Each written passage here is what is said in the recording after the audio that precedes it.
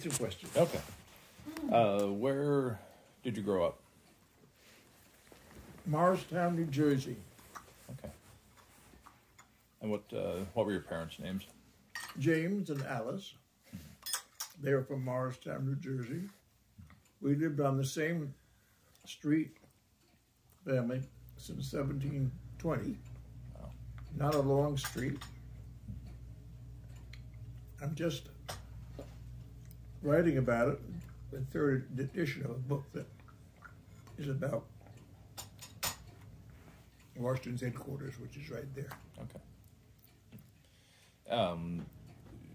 Did you go to the Episcopal Church as a boy? Is that the church you grew up in? Yes. Yes. Okay. And when did you go to an Episcopal boarding school? Okay. Then I went to Bard College. Okay. And that's where I got the Hudson River disease and never left. Now, what did you go off to seminary? In New York City. After Bard College. General Theological Seminary in New York City. And then I was rector of a church in, assistant in Upper Montclair, New Jersey. Then I was rector of St. Stephen's Church, Millbrook, New Jersey, wonderful parish. Then we went briefly to Corning. Then we came back to Tivoli, and I was rector of Tivoli for 23 years. But lived in Germantown. That's why we were at Tivoli, because we wanted to live in our house in Hunterstown Road. Okay. They made Hunterstown Road to build our house. You know Hunterstown Road? Yeah. Well, it had just been a Reggie Livingston's farm track. Yeah. And we were the first to whom Reggie sold land that he had not himself owned very long. He had bought it from his uncle, Goodhue Livingston, to sell. Yep. And so we bought the first subdivision of that in 1961. And Harry Engelkirk, you I think remember. Yeah. He was our builder and our very good friend. And he built the house for us, and they had to bring in, it was not really a bridge, or just a couple of logs across that Reggie would bring his sprayer to his, that part of his orchard. And so we had to reinforce the bridge for Harry's stuff to come in to build the house. Yeah. And eventually the town put in Hunterstown Road as a horseshoe road. Yeah. And they wanted to get housing, taxable housing, but they haven't been very successful. No. Now, tell me about Reggie Livingston, Robert Reginald Livingston. He was a fine country gentleman, a lawyer but didn't practice very much, graduate of Princeton, Columbia Law School, I think. Lived all his life in Northwood. Yeah. His wife was his second wife, Dorothy Livingston, whom he met in Bermuda, and she inherited the place from him, and she sold it to Willard Gullivan, whose daughter has it now, Hathaway. Reggie was just a very fine gentleman. Loved the area, very much imbued by with his family lore and so forth. And he was involved in politics, as I understand. Not when I knew him. He had been a Democrat. Okay. He was always a Democrat, but yeah. his family, his branch of the Livingston family were all Democrats. Okay. But he had been. I'm not sure what his role in politics, except he was a loyal Democrat. He was president of the Germantown Bank. Okay. Yeah. until banks were closed by FDR. Well, as I understand it, the bank failure in Germantown in late 1929 was the first bank failure in the entire Hudson Valley, and Mr. Livingston was essentially left footing the bill for that. Eventually. His mother paid off the children's accounts.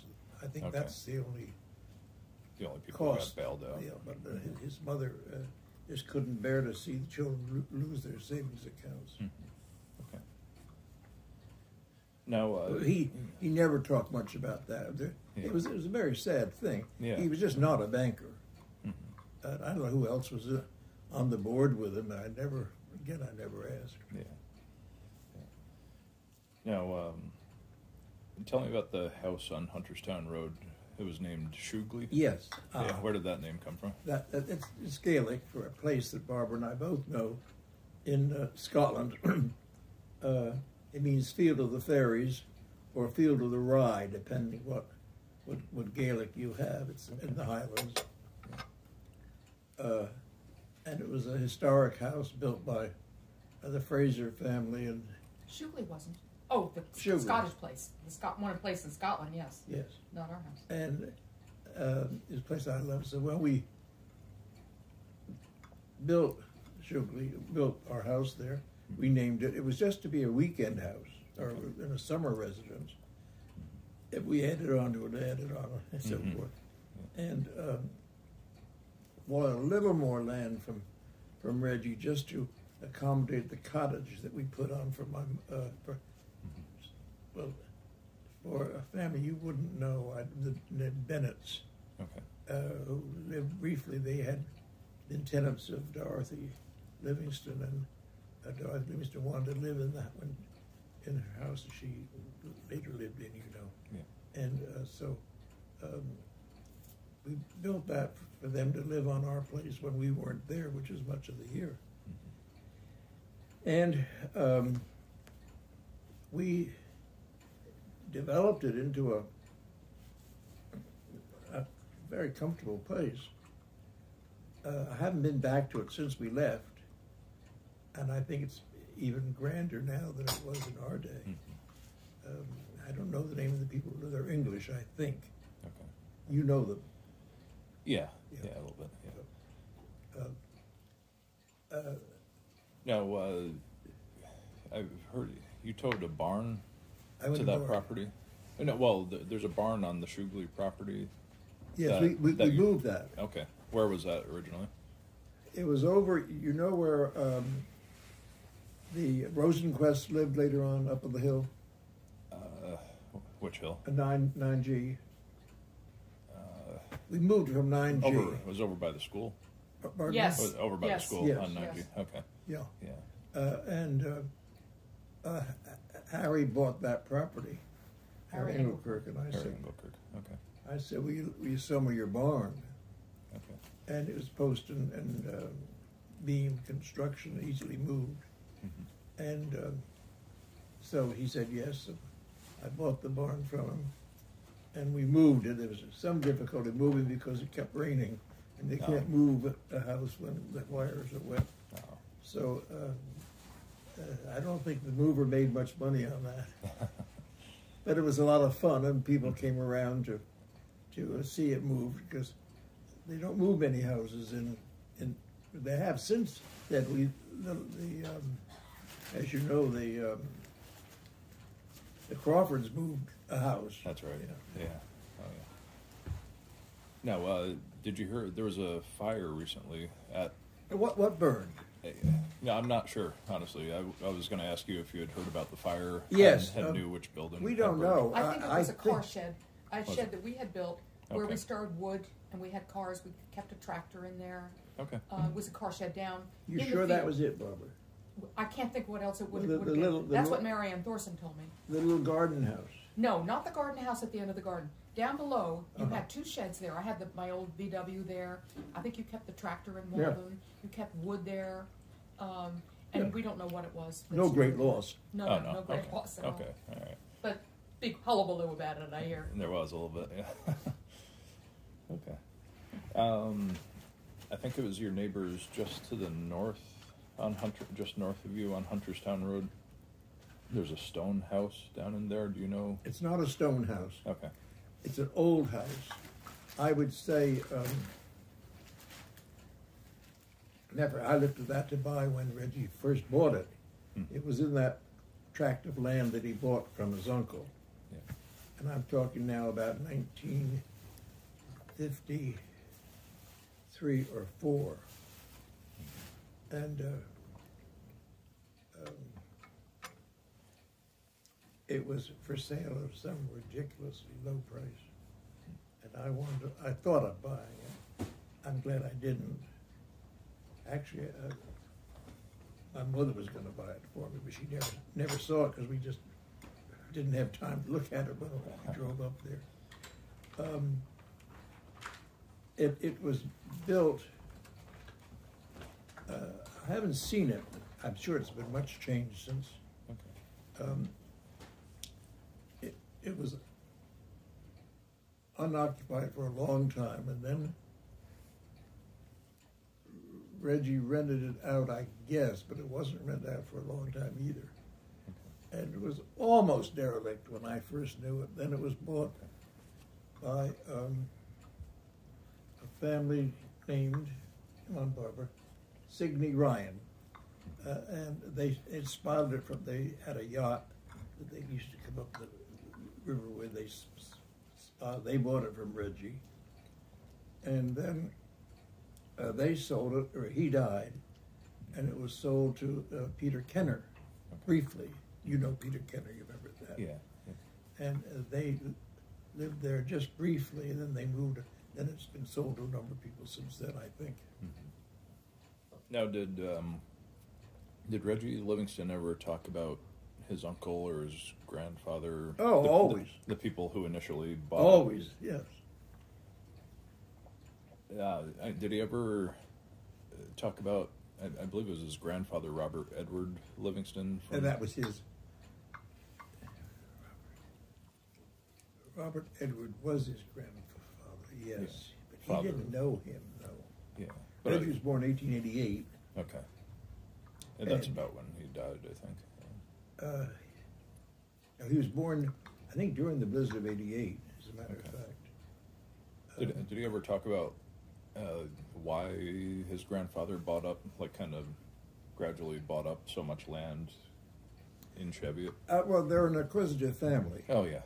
And they never had owned that north of Northwood. They had never owned. Yeah. And that had been owned pretty much by natives for years.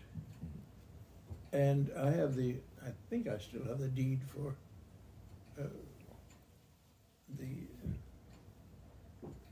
a good part of, not Cheviot. We did own a house in Cheviot. It burned. Okay. Yeah. Foundation's still there, I think. Yeah.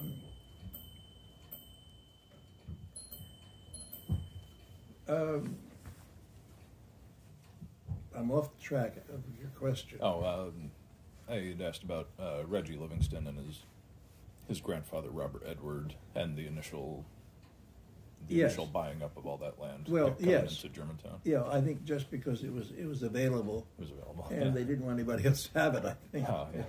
There was a nice house on the corner. It broke my heart, really, but not strongly enough. I should have bought it. On the corner of,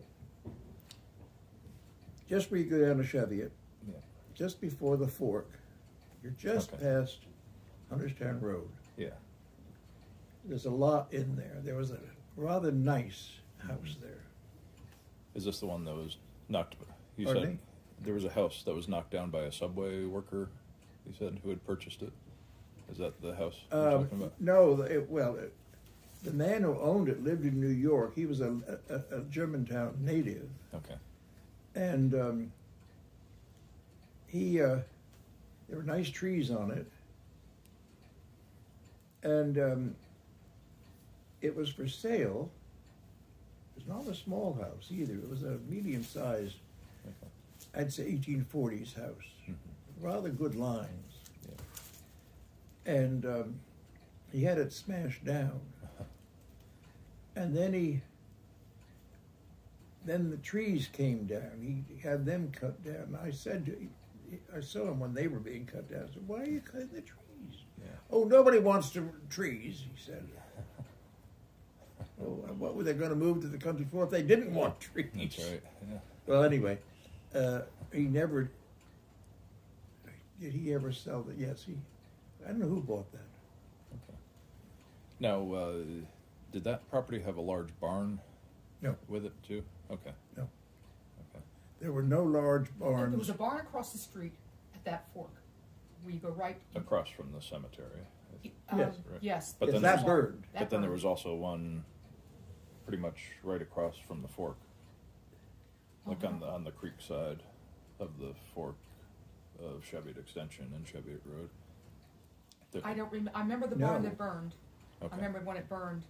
It burned the week before Corrahill. Yeah, Yes. Wow. Okay. yeah. We've always had our There- suspicions. Yeah. Yes. And yes. I think there was you a, do there was a too. fire. So Corrahill, Parsonage. do you remember the address number for that house? Never was an address that we knew. Okay. How many? I bought it from Mrs. Livingston. So that was on Cheviot Road. Just Going as you down go to- down Cheviot Road, it was on the left. Just at the left of the junction of Hunterstown Road and Cheviot Road.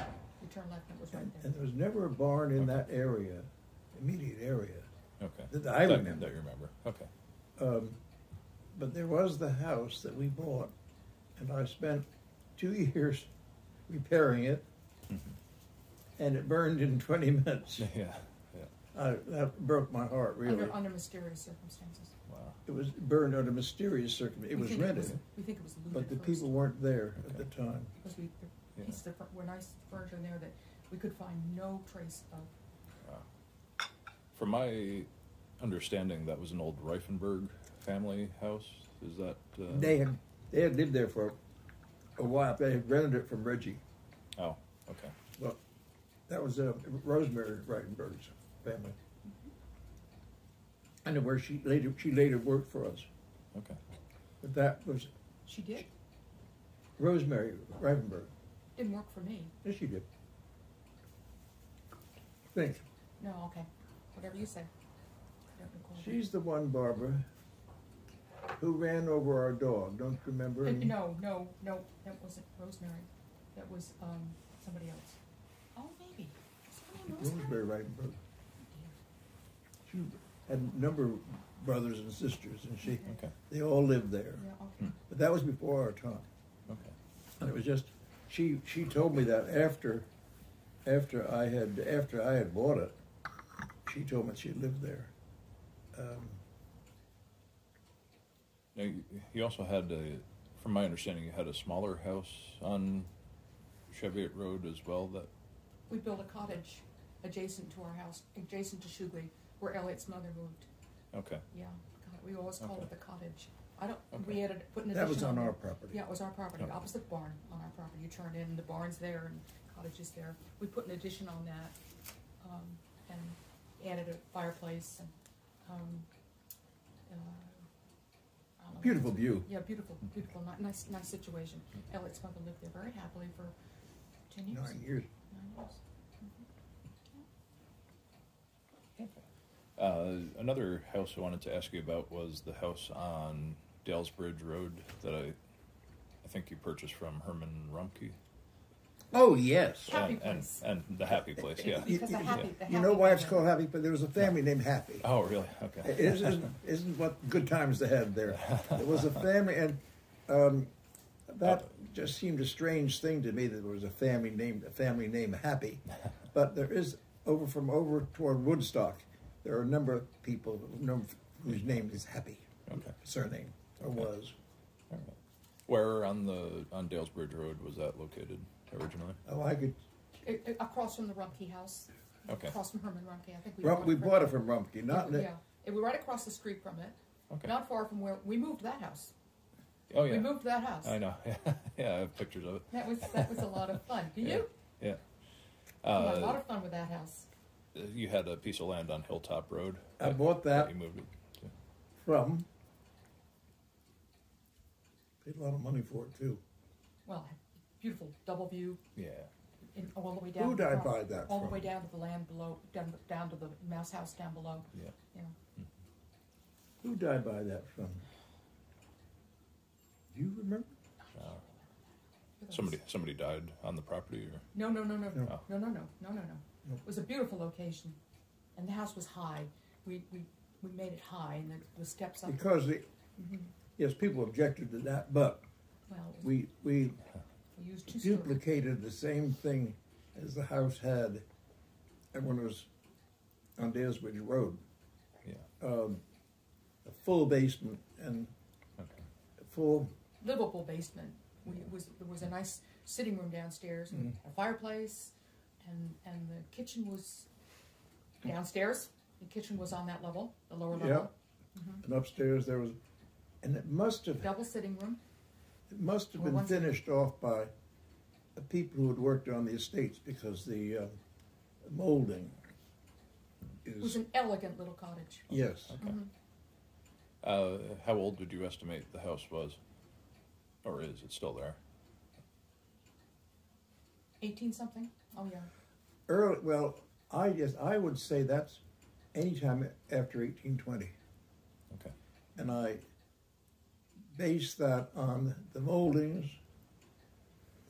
the fireplace, and the stairway. Okay. I think the stairway. We put a shed roof out the back, so a big dormer. Yeah. But I think I'm right. Okay. Okay. 1820s. Now, It was entirely satisfactory, unlike the house on Cheviot Road that burned. Because that we've always had a bad feeling in our mouth because Yeah. the local lore is that it was Torched. emptied of it was furnished, yeah. emptied of its valuable furniture and set on fire. That's what Really? we've been told since. And I've heard stories about that house that it may have been haunted too. Did you ever hear? The What? Cheviot house? Yeah. Did you ever hear stories Well, that it may have been I'm haunted? very attuned to that kind of thing, and I never felt it was haunted. If it was haunted, Okay. it was a happy spirit there. Not happy place, Yeah, but yeah. a benevolent spirit. Okay. I would have felt that, and I never felt that there. Now, one other question about houses on Cheviot Road. In the Gibson Photos Archive, which I think you're I familiar know with. of them, yeah. Yeah. There's a photograph of a fire in August 1974.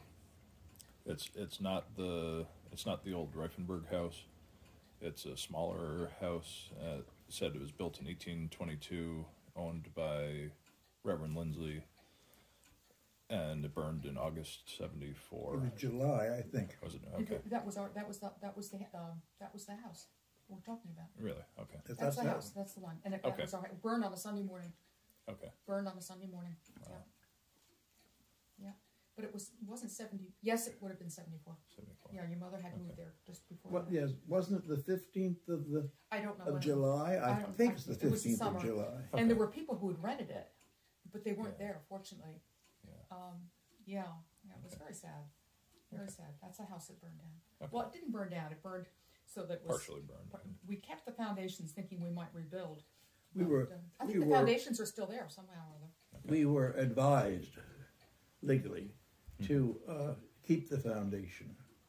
Okay. Otherwise, we couldn't build that house again. We on had that. every intention of rebuilding, but we And didn't. we intended to instead of that, we enlarged the barn that we moved from Harry's. We put an apartment on the second floor. We used the money for that. Okay. I made money on that fire because Peter Finger got the wrong insurance later on. He paid us for the wrong house. Yes, he Oh paid boy. it. And he came back and said, I paid you wrong. Later on, I said, sorry, when- Peter, money is spent. later on, with egg on his face, he grabbed. He heard the house was on fire. He ran into his office, got the Lindsley file. They grabbed the wrong policy. Okay. And it's just, There's nothing he could do after we cashed the checks. Was he angry about that, or did he Oh, laugh, he was laugh just- at it? years later, we know. Oh, okay. Yeah, You years know- later, you he know him. admitted that. He said, well, that's a shame. We cried all the way to the bank. Yeah. I wanted to ask you about your involvement with the Bicentennial Committee in Germantown. The what? The Bicentennial What celebration. year was that? 1976. Yes. Yeah. I was at the school then. Yeah, okay. Mm-hmm. I remember that. Now, the Bicentennial Committee, I believe, was Charles Ramsey, Yes. Helen Henderson, Yes. Walt Miller, Yep. Mr. Ekert, Yep. and Mr. yeah, Edward Yep. Ekert, yeah. Ekert, yeah. And You weren't on that committee, were you, Ryan? were you on that committee, or Pardon me? were you on that committee? Was I on? Yeah, did you do any work with that committee? I usually avoided committees because we were away all summer, Okay. or much of the summer. Yeah. We had a place in Maine by that time. Okay. No, we didn't. No, we did not. Not yet. No. No. 76. No, we I didn't. don't think you were on the committee officially, though. Maybe you were consulted, but I was a consultant. I was- No, I wasn't on. I don't No. think I was on. The I was committee. working at school then, I remember. And I was involved because I was the librarian then. And I set up a Barbara, but I workshop. I've been given. I still have it. A gold coin. Charlie Ramsey gave you that. Yes. What did you do for them, I wonder? For being maybe not on the committee, but helping them. I don't know. Helping them, yeah. But anyway, I was given this, Okay. which I still have. Yeah. One picture I have of you from that era is, I believe you did the... I'm sorry? One picture from that era that I have of you is, I believe you gave the dedication of the historic sign at Palatine Park. The blue New York State historic sign says Palatine Park and talks about the 1710 Yes. Palatines. Did you do that? And there was a... Where is Palatine Park? That's the town park now. It's That's the town where the library is, or was. Yeah. Yeah. That's the town park now. On Maple Avenue Extension. No, Well, south of Main there. Street, hang a left at Crawford's Lumberyard, and right there, right in there. That's called Palatine. Am I right? Yeah. Yeah, that's called correct. Palatine Park. That's where the library was. The dump, the recycling center. I don't remember you doing anything with that, though. Mr. and Mrs. Ekert gave it to the town in the late 70s. And I believe it was 77. There was a dedication for the historic sign, which must have been about the time that the park was created. Yes, I think, yes. Because ordinarily I would have ducked that kind of thing because I was not in charge of any church in Germantown. Yeah. But there was a time when, it was about that time, I think, when the pastor of the Germantown Reformed Church, Fullerton? well, I wasn't going to mention his name. Oh, well, he knows. He knows. Let him furnish the name, not me. Was not, he was asked to leave anyway. Okay. Yeah. And maybe that was why I was, but anyway, I usually ducked that and wasn't asked. Okay. The Reformed Church, are you a member of the Reformed Church? Yeah. Okay, well, you know You know how the history. they have a stranglehold on Germantown, Yeah. and they should. Yeah. And they're the major church there. The Methodists have closed, I think, haven't Yeah, they? 2012. And the Roman Catholic Church was never very strong there. They had the two churches, of course, one out east further. So I always thought it was let the reform happen. Ministry. Yeah. Okay. One organization that I think you were involved in was called Friends of the Palatine Parsonage. Do you remember anything? Friends of the Palatine Parsonage. Oh, To do with the Ekert Ekert House. yes, that exploded. Yeah. Can you tell me a little bit? Because I have a lot of the paperwork from that organization, and you guys had done so much work to build that up, and then it fizzled out. Can you tell me about that process and why it didn't work out? Yes, I don't think it. I don't remember very much work. I remember it was a disappointment because the Ekerts had died,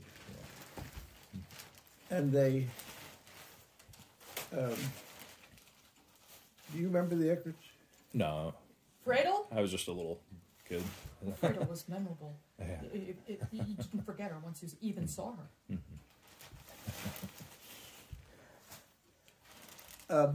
I'm choosing my words very carefully, but there was never a couple like the Ekerts. He had been married before. She never had been married before. They were both right off the boat, and they never let you forget it. They were avid collectors of local stuff, and very possessive, and their possessiveness extended to each other. They wouldn't let each other drive each other's cars. They each had Mercedes. I'm sure were happily married, but they just were married late in life. He had been married before, and unfortunately, he had one daughter, and she died without children before he did, which was part of the problem later on, because and I have much of this from their lawyer, who was our lawyer. When Friedl, he had died, and when Friedl came to draw a will, who was she to leave her money to? They had been in trouble with everybody. Money-wise? No. No, Oh. just personality-wise. Personality-wise. Oh, okay. They just couldn't get along with anybody. Okay. We're about the only people who got along with them. Yes, Oh, no. they came to a party we gave. They had hardly stepped in the front door. They looked around, and they'd had arguments with everybody there. And they left. Remember that, Barbara? The first time we really met the Ekerts, we were coming down from Martha's Vineyard, and in back of the car, not Martha's Vineyard, Cape Cod, Massachusetts, the nursery used to go to near Helen's. Okay.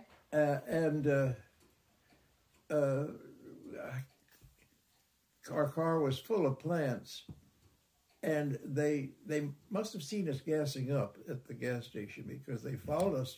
We never met them. Yeah. We'd followed them. They followed us to Shewglie, and immediately told us everything we had was going to die. They just wouldn't live in Germany. Well, they all lived. They were that kind. They were. They knew better than anybody else. They knew better than anybody else. Yeah. But for somehow or other, we always got along. That's my business in a way, to get along with people, to help them get along. But it came to the time when they had the old parsonage and the property across, which is an apartment house, and a lot of land. And what was Friedl going to do to it? They'd argue that they were on the hospital board, and if he was on the board, she'd come with him to the meeting, and vice versa. Okay. And I know that because I was on boards where one or the other, they'd always never separate. But they had argued with the hospital, argued with the Historical Society, and they were not approving of anybody. Who are they going to leave their money to? There's no family. Yeah.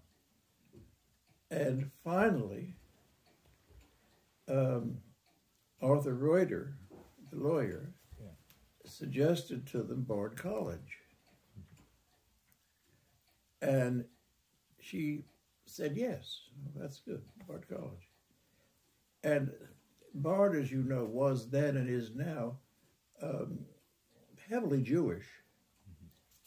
And if ever there was an anti-Semitic couple, it was so all money that they guarded so carefully went to Bard College. Unfortunately, Bard chose somebody on the faculty to go through historic things in the old parsonage, and things walked away. Auctioned them off. Yeah. And I know that for a fact. No, walked away. Oh, before the auction? Yes. Because there was no auction that I know of. Oh. Was there? From my understanding, they auctioned almost everything off. If so, maybe Cal Smith took it. Okay. There was no on-site auction. Okay. No, he would have been there. And I never heard of an auction. Yes, I do. Now that, but it wasn't on site. Maybe what that was down at Cal. Did Cal Smith run it? Then it would have been. Well, he would have. In Pleasant Valley here. Yeah. It would have gone to Pleasant Valley auction. Yeah. Okay. I do vaguely remember that, and nothing of interest was offered. Okay. It was quite a melange of combination stuff. Guns and knives and. But there were. I was in the house. I can't remember anything in that house. But one of the things I would salivate to have is the log de guerre etching of Tivoli. Oh, sure. The road map of Tivoli. Did they have that? They had that, and that was one of the things that, because I wanted it. Yeah. I knew it was there. Yeah. But that walked away. Did Mr. Ekert ever talk about his first wife at all? Okay. He was with the Spearmint Company, I think. Chiclet. Well, aren't they the same company? They might be, yeah. Yeah. Anyway, he was. Yeah. And he was a benign man. He was not as Germanic as Friedl was. Okay. I can't help but laugh. Almost a caricature of a person. She was unforgettable. One of the things she affected was to wear a big cabbage as a corsage. There's a flowery cabbage that you It isn't really flowery, but she treated it like a flower. Yeah. And she was big, and then here was this big thing. Yeah, on she's it. very bosomy and so forth. She was a big girl, all right.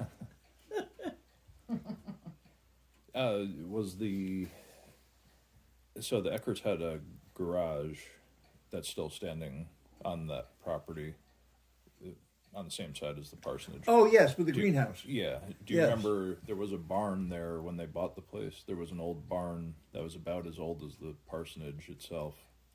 Do you remember that building, or was that? Is that where the greenhouse was? Yeah, right on that spot, that same spot. Oh yes, I remember the greenhouse. Okay.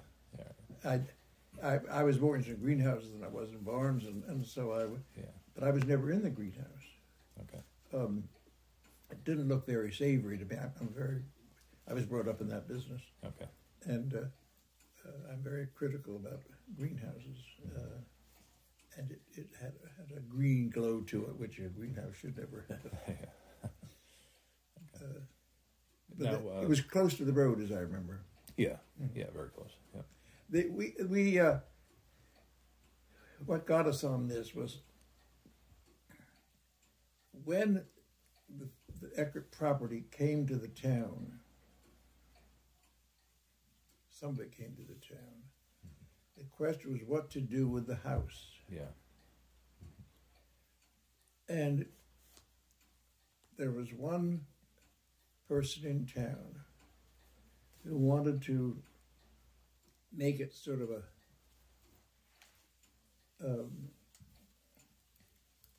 place for town meetings. And I remember her saying she envisioned herself pouring tea. Mm-hmm. And the last person in the world I could imagine pouring tea was that person. That's right. I don't even remember the name. Maybe I'm blocking. Oh, I remember it very well.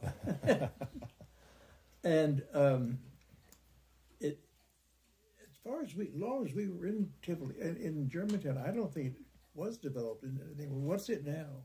It's the home of the history department. Oh, well, you're So, there. That's yeah. where you hang out, huh? Yeah, that's where my office is. So that was the outcome. That's what it should be. Yeah. You know, it's a small house. Yeah. Was Walter Miller your predecessor?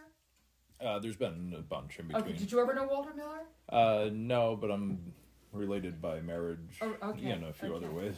Right. So I mean, I know a bunch of He old was stories. a very earnest person, Yes. and Yes. people like that are needed in every town to preserve accurate information. You have to check up on them, Oh yeah. but you must check up on me. Yeah. What else do you remember about Walt Miller? Very friendly. Yeah. He borrowed a book from me and didn't return it. I forgot all about it. And after he died, we all do this, of course. Yeah. And, after he died, Lloyd, The real estate paper. Yeah. Boyce. Lloyd Boyce was going through his appraising his Yeah. library, and he found my bookplate, and he returned the book to me, and I'd forgotten all about it. Oh, that's good. So that's all I Yeah. remember. Walter Miller. No overdue charges. No overdue charges.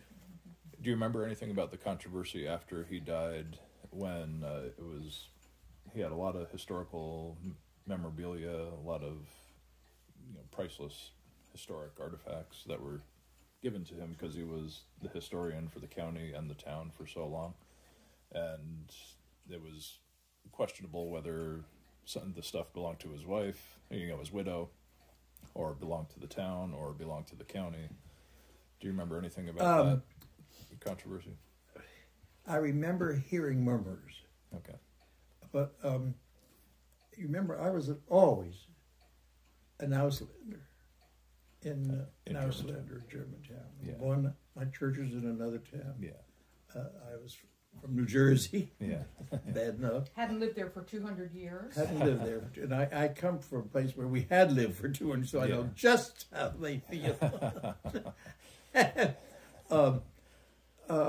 So people were always very polite, but quite guarded when they talked to me. But I do remember hearing that, because I remember with the return of the book that Lloyd gave me. But that happens.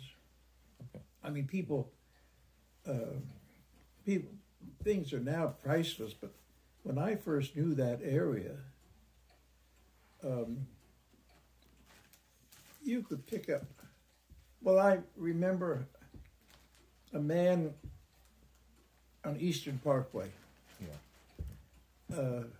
What was his name? He was related to Harry Ekert. Was it? Was it Lyle? Lyle Lasher? What? Was it Lyle Lasher? Lyle Lasher. Yeah.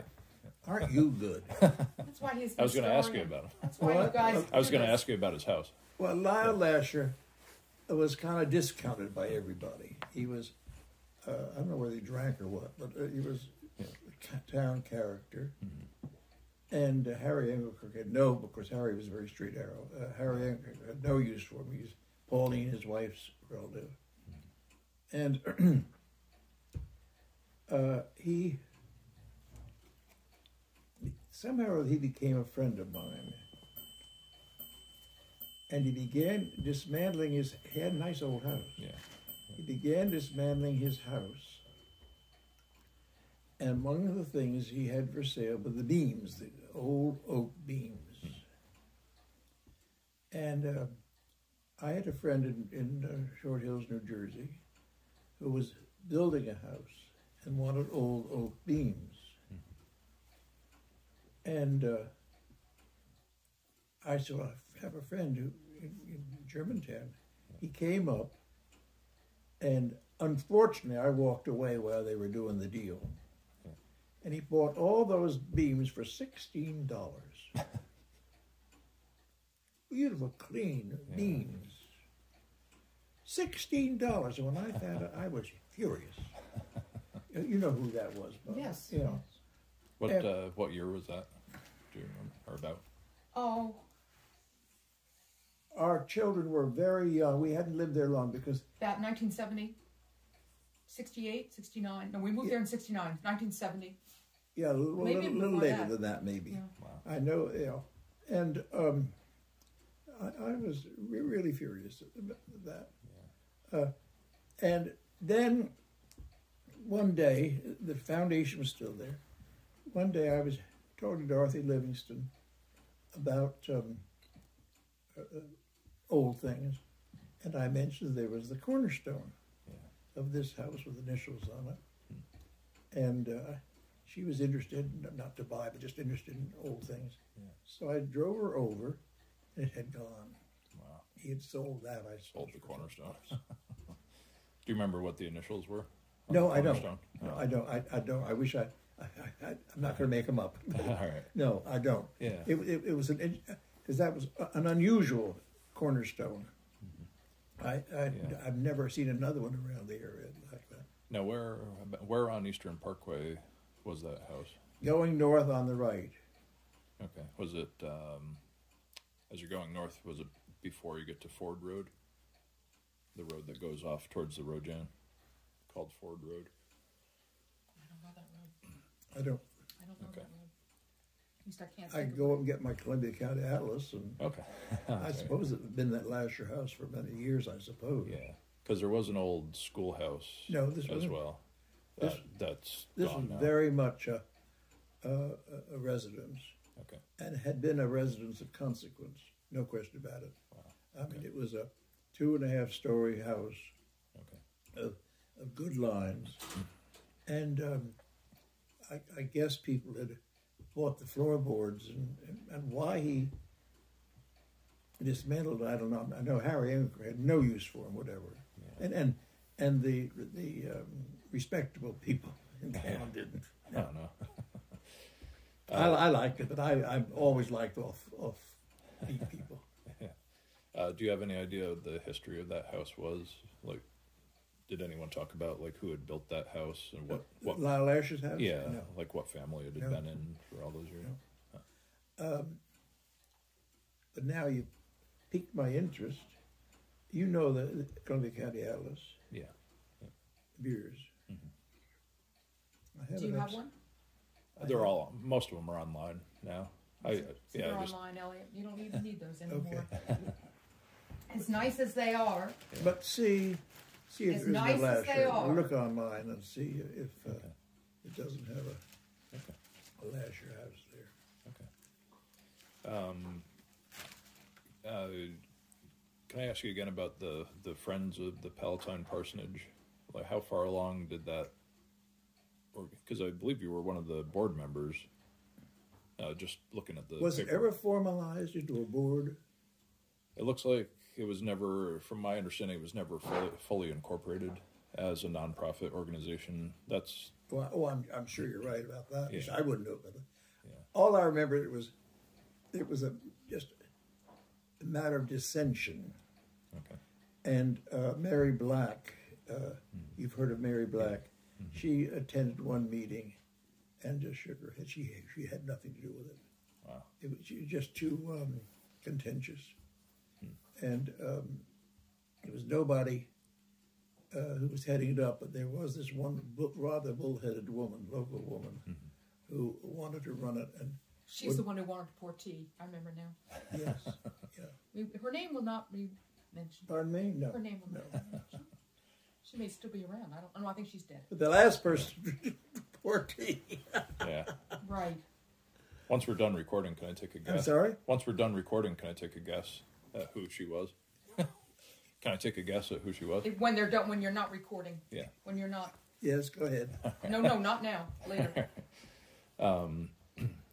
Can I ask you about your work at the church in Tivoli and some of the people that you knew and Oh, yes. rubbed elbows with Oh, all those years? most of the strong congregation at Tivoli Church was Germantown. Always had been. Oh, really? They Okay. always had been. Huh. Because the Livingstons, you see. Yeah. They were members there, and they saw to it that their help went to the Episcopal Church there. Okay. Now, the Clarkson Chapel. Yes. Was that ever under the wing of the That church? was The always church an in Tivoli? independent that was a family fight. The Livingstons always fighting with each other. They gang up on you, but they also ganged up on each other. Yeah. And we, at the Edgewood Club, they used to begin every season, say, well, what's the fight going to be about this summer? Yeah. And they were right. There would be a major fight. Then they'd all kiss up. And when we first knew the Edgewood Club, it was mostly all Livingstons. I don't know if anybody is Livingston there now. But there was a split in the, not a split, but there was a contention in the Episcopal Church in the 1850s. Okay. And it had pretty much to do with what should we do with the poor. Mm-hmm. And New York State at that time, as you know, had its Academies Act. Mm-hmm. But as far as public education was concerned, they were very behind. And one branch of the Livingstons thought this was just fine, cheap help. Another branch of the Livingstons, the Levinus Clarksons, wanted to do all they could to further education. Okay. And this, since the church was doing a lot of the educating, there came a time, I can't give it an exact date, but about 1850, when some members, including the Levinus Clarksons, built a schoolhouse in Tivoli. And this is in John Ross Delafield's history of the St. Paul's Church. Delivered the key to the senior warden, who was Reggie Livingston's grandfather, Clermont Livingston. Okay. And he refused to accept it. And didn't want anything to do with public education. Education came to the poor. And the Levinus Clarksons, being somewhat enlightened, built the Clarkson Chapel, which was a chapel for all people under Episcopal auspices, taken in charge by the rector of St. Paul's, Tivoli. St. Paul's had two Episcopal churches. That's right, yeah. They merged unhappily in 1940, but before that they were very, very distinct. I had to deal with... That was the White Church and the... No. That we were referencing. No, the White Church is disappeared. Although, if you want to see what's a remnant of it, is the church up behind the garage where we got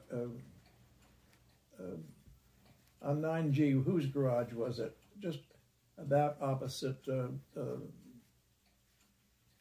Morgan Lasher Lane. Does Morgan Lasher Lane mean anything to you? Oh, there. Was that a church behind there? No. Yeah. Oh, yes. That was the. Does Morgan Lasher Lane mean anything to you? No. Oh, it must. Okay. The road from 9G to the what is now the entrance of, or was the entrance of Clermont before the road takes. Yeah, that's go Morgan. to where That's Morgan Lasher Lane. Okay. Morgan Lasher lived there. Oh, Lasher Road. There's a Lasher Road. Well, this is About- called No, Morgan. that's not- Elliott always referred to it as Morgan Lasher. Morgan Lane. Lasher. Morgan Okay. Lasher Lane. Okay. It always was Morgan Lasher Lane because Morgan Lasher had the farm there. Yeah. And among other things, he was a crook. And tell your wife this. And he stole a cow once and painted designs on the cow to disguise the cow. And it was discovered. And there was a trial. I was told this by several old-timers in Germantown. Probably untrue, but it's a good story. There was a trial in the courthouse in Germantown, in Hudson. Yeah. And Morgan Lasher was acquitted, had a good lawyer. And as he and the lawyer were going down the steps after the verdict was announced, the lawyer said to Morgan, "Morgan, I don't want you to paint any more cows." "Don't worry, I won't," he said. Anyway, that up that hill behind, there's a garage there. And Okay. whose garage? Come on. He's the one who brought Sarah home after she walked away from the school bus. And I thought she was lost. We always argue about that. It was the postman who brought. Well, it was somebody there. I remember stopping there and telling him. There are some barns up at the top of that hill. Okay. Yeah. All right, you drive up, and there are two barns right close together. And if you look carefully at one of them from the gable side, you'll see that it doesn't have quite the silhouette of a church, of a barn. It's more a church. Okay. And then there's a half-moon window. Okay. In the gable, and that's the original white church. That was the white It was church. moved there Wow. Okay. when St. Paul's was built in 1868. Okay. And I think it was Parker Boyce who pointed that out to me, but I'm not sure of that. But it's obviously a building that's had other uses. Okay. Now, that was the white church. The red church was earlier, the red, and was painted red always. That's a cheap color to paint in those days. Yeah. The white church was on the corner. 9G and Broadway. Kodam's Corner, it was called. Mm-hmm. And there's still between the highway and the house that's on the road to Tivoli, there's still a rough area in there. That's where the church was. Yeah. And I'm sure that if you pull it away, you would find gravestones there. Oh, there was a churchyard there? Some of them were moved to St. Paul's. Okay. But only those of more prominent people. Yeah. And most were left there. Wow. But Mrs. Zeller, who owned, Vivian Zeller, owned that house. Yeah. She told me that once in a while she came across a gravestone. Do you know anything about there's a small African-American cemetery behind the Red Church It was called, cemetery? Not behind the Red Church. Oh, okay. Oh, no. Which one do you know? It's off, I could have taken you there. I can't walk these days, but Joe Funk used to, it was called the Pox Cemetery. Okay. Because that's where legend had it that people who died of the pox were buried. But I think that was the next name from what had been the colored cemetery. Okay. Yeah. No signs, but I don't think. Okay. Where was that located?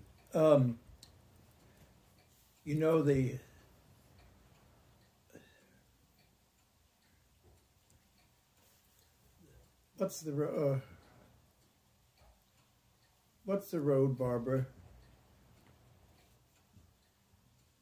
On one end of I'm always amused when he asks me questions. I can't get No, point A to point B. George, the artist, and his wife lived there. Oh, yes. Oh, yes. There's a Mill Street. Mill Street. There's a Mill Street. The dam. Yeah. It's obviously, it's where I know where you mean. Yeah. The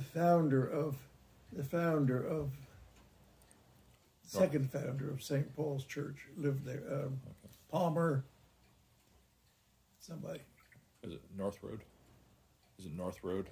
North Road? Yes, North but you Road. keep going on North Road. Yeah, continue on. Yeah, that North Road. Yeah. Curves around, yeah. One time called Wall Street. Yeah. And yes, that's about where the cemetery was. Yes, it's on his property. Okay. His house was. What is his name? George. Foreman? George? No. They were. Oh, that's about boxing. They were a very interesting couple. I knew them when they were first married. I'm 92, so I'm not really young. Englert. Englert. I think that was about it. He did the etched glass and the vestibule of St. Paul's Church, all but one. And he didn't do the last one. he was doing them, and he was paid for it, but he didn't do it. His son was done. son was killed. Yeah. His son was a postal air pilot in Alaska, and was caught in a blizzard and was killed. No. Wonderful guy too. George Engler and his wife, I forget their name. I used to go and have tea with them and have a good time. Nice people. He was a nice person. Was a sad person. Well, when I knew him, He was a very sad person. I never even asked him to do that last panel. Who did? You? No, I don't think. Did you do it? No, I couldn't do that. Maybe it was left. It was left blank. Maybe. Yeah. Can I ask you a little bit about Oak Terrace, the Hall family? Not Terrace, Oak Lawn. Lawn. Oak Lawn. Okay. It adopted the name Terrace Okay. in the 1890s. It's a subdivision, as this book tells, Okay. of Elliott Hawkins' place, Holcroft, which was originally Pine Lawn, Oak Lawn. Yeah. And it was built, the first section was built about 1864. Okay. And then the We'll have library... to show him the picture we have in our bedroom. The picture. Oh, in our yes, bedroom. I could show it to him, yeah. I can get it for him. It was way up. I know I've lost an inch or two. I had my checkup the other. It's the south wing was put on in 1874. Okay. It was built by Valentine Gill Hall II, whose father was a merchant in New York City, as many people were, but an extremely successful one right off the boat from Ireland. And Mrs. Roosevelt used to say that that was her childhood home, as you know. Yeah. She used to say that her great-grandfather paid for it, somebody dipping into a bag of coins that he kept, and she pointed out this is the Irish thrift, keeping your coins in a bag at home under the bed kind of thing. Of course, that's not quite true, but that's the story she used to tell. Anyway, that was the addition was put on. They lived there. The family lived there, and it was a wild family. Yeah.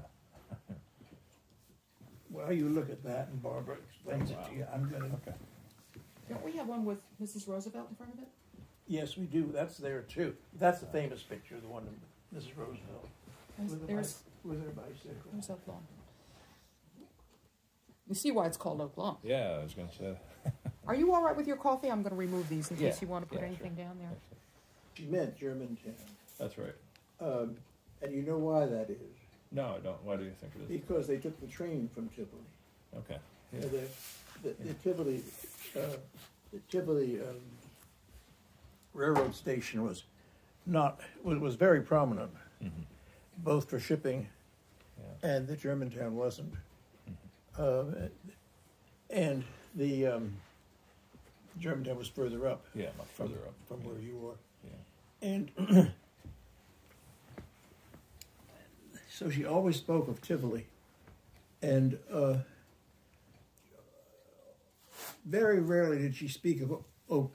She would call it Oak Terrace when she spoke about it, because it was her aunts whom she knew so well, who the two younger aunts, who named it Oak Terrace. They said a fancier name than Oak Lawn. Okay. So they were very social at that time, but it was always Oak Lawn. Now, Valley Hall Jr. Valley Hall. Yeah, Valley Hall Jr., I believe. He was the third Or one. the third, yeah. Did you know anything about him having land on the Rojan either in Germantown Having what? Having some land or a house on the Rojan near Germantown or in Germantown? No. No, okay. What makes you? I've seen him on maps. I believe he may have had the Hermitage, or a place near the Hermitage in Livingston. And then I have a letter after he died. I guess he had an outstanding bill with the Germantown Telephone Company, and I have a letter. The Hermitage. That was not. That was. Who owned that? The Hermitage. Ida Ogilvy did for a while. Oh, but before that, the Hermitage. Before Ogilvy had it. The house there. Oh, he didn't own the Hermitage. I think he may have had a place near it, he may have had one of the other pieces of land nearby. Yeah. Huh. Well, his mother may have. Okay. But you see, they owned. I gave those books to FDR Library.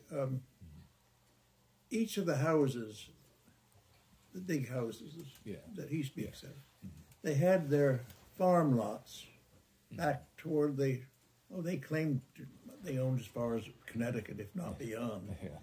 And then they whole Catskill Mountains. Yeah. And they kept accounts of each farm. And I gave those accounts that came from that house to the FDR Library, and it mentioned, now it may be, because it would have, those things came to me through the couple who took care of Valley Hall, or supposed to have taken care of him. He was alcoholic, as you know, and sicker than that. And Betty Colladay. Pardon me? Colladay. I was gonna, She lived That's the with lady. us. She Okay. lived with us Yeah. at the end. I was gonna ask you about her. Yeah. Well, she was a remarkable person. Anyway, Valley Hall was a lot of legends about Valley. I mean, lighting his cigarettes with a $10 bill and so forth. He was a good tennis player too, though. Oh, great. He was doubles champion. He and his In brother were 1890s. doubles, yes. In 1889 and 1887. But those who knew him, when I knew him, as quite wild. Yeah. And he was a dangerous person. In what way? Was he dangerous? Well, to throw his mother downstairs and break several ribs and so forth and so on. Okay. Shoot off guns. Yeah. Now, what happened? What happened to Oak Terrace, Oak Lawn, Oak Terrace after Valley Hall died? he lived there, and it wasn't worth a nickel when he was there. I mean, his mother left it in fairly good condition. That looked like that, and she died in 1919, and then he lived there through the 20s with no money really to keep it up. The money, he went through all his inheritance. Mrs. Roosevelt would have had an equal inheritance through her father, or half of through her father, through her mother, really, of course. Yeah. And she held on to hers till she died. Yeah. She was very, very careful with money. But she was the only one in the family they just ran through money like water. Yeah. And she, Valley had no money, and he died. He lived alone there, and when FDR went from Albany to Washington, he used to go to Albany and make a stir. When the president was governor, but they knew this couldn't go on when he was in Washington, because Valley would hop in a car with his drunken friends, and they'd drive down and raise hell. And you can't do that in Washington. You can do it in Albany and get it. Yeah. But it hits the national papers. Well, so they hired this person who was Mrs. Roosevelt's mother's companion, Mrs. Hall's companion, and Mrs. Roosevelt's grandmother's companion. And she, as soon as she was there, she installed her daughter and her daughter's husband, the Colladays, who were living then in Florida, installed them, and she said goodbye, and she just left them high, wide, and hands in the house with Valley. And Fee Colladay was a very strong, tall, muscular man. And Valley knew enough not to tangle with Fee Colladay too much. He did, on one famous occasion, he was waving a pistol around, and Colladay overwhelmed him and took the pistol away and dropped the pistol behind some books in a library. And so eventually Valley died in his sleep in 1934, October. And the Colladays stayed on just as caretakers. I don't know why they were paid, I suppose, a very minimal amount, as caretakers of the house, and just to make sure that.